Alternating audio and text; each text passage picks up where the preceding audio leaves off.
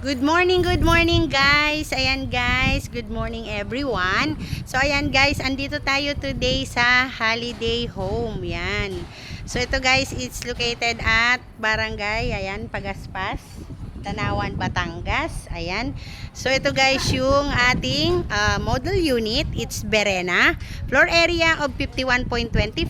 Ang lot area po natin kapag inner is 60 SQM. Pero guys, papakita ko po sa inyong corner na to. Ayan, ito po ang ating turnover unit. As you can see guys, dahil corner siya, meron po siyang excess lot dun sa gilid. At the same time, ito po yung ating magiging parking tong sa harap na yan. So kanina 7 meters yan, and ito naman frontage natin is about 4 meters. Ayan, ayan si Dindin. Ayan, so ayan, chinek ko to kanina, parang hanggang 4 to 5. Ayan, so ayan guys, check natin ang ating unit. Ayan, ni Berena. So ito guys is townhouse. Ayan, so ito guys yung ating upon turnover. Ayan, it's semi-complete. So meron na po tayo dito guys, tiles na 60 by 60. Ayan, ceramic tiles. And meron po tayong hagdanan na steel. Ayan. Siyempre, ito na po yung ating parang steel deck po ito, no? Yan, pininturahan. And ito guys, yung ating magiging dining. Meron na po dyan guys nakalagay na lababo at cabinet. At the same time, siyempre, tingnan natin, check natin kung open ang likod. Yan, open naman siya. So ito guys, yung setback niya sa likuran. So meron na po ditong lababong nakalagay.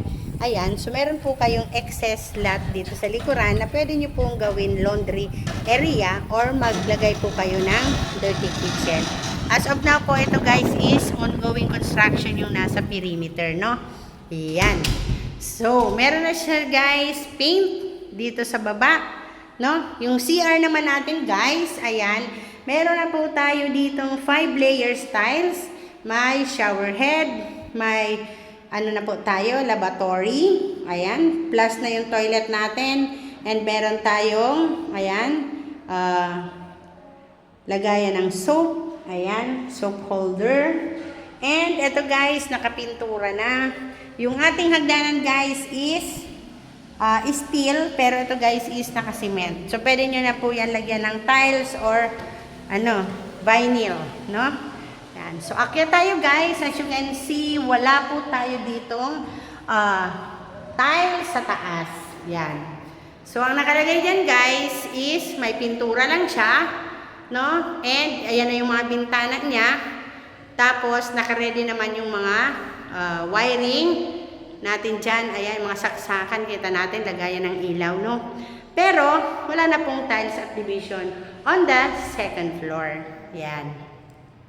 So ito guys ang turnover unit ng ating Berena model. Ayan. So para po makita ninyo, no?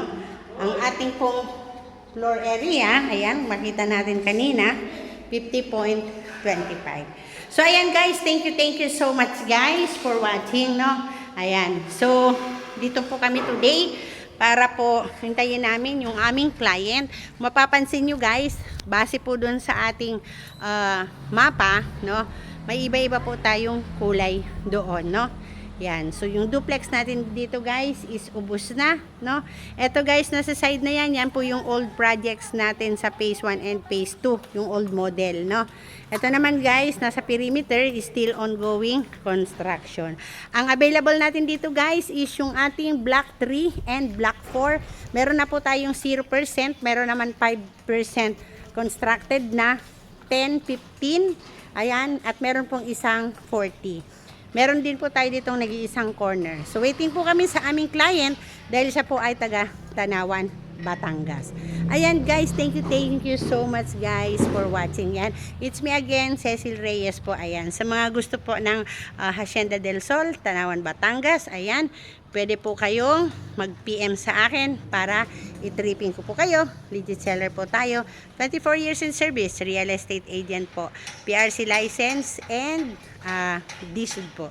So, ayan guys, thank you po. No? Ang aking pong Viber, kung may mga OFW po, 0921-2626-695.